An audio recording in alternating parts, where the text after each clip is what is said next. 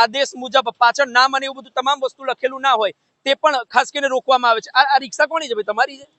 કેટલા પેસેન્જર ભરવાની કેપેસિટી છે? 4 ભરવાની કેપેસિટી. કેટલી ભરી છે? 5. કેમ?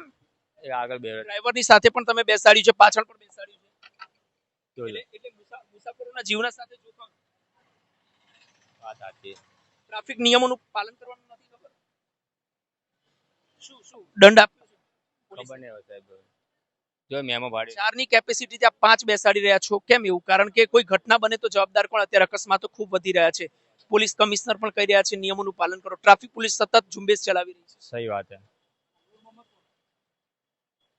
આટલી બધી સંખ્યામાં પેસેન્જરો બેસે છે, આપ લોકો પણ કેમ નથી વિચાર કરતા કે આટલી બધી સંખ્યામાં આપણે ન બેસવું જોઈએ?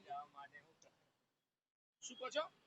જલ્દી જવા માટે પબ્લિક બેહી જાય. જીવ જોખમમાં મૂકી દેવાનું. એ લોકો જ મૂકે. એ લોકો જ મૂકે છે. અમે 4 જ જે બેસાડે એનો વાંક નહીં, જે બેસે એનો વાંક છે. એવું તો હોય છે. એવું જ હોય ને. હસતા નજરે પડી રહ્યા છે, પરંતુ ટ્રાફિક નિયમને લઈને કોઈ સિરિયસતા ભાઈ મેં જોવા નથી મળતી.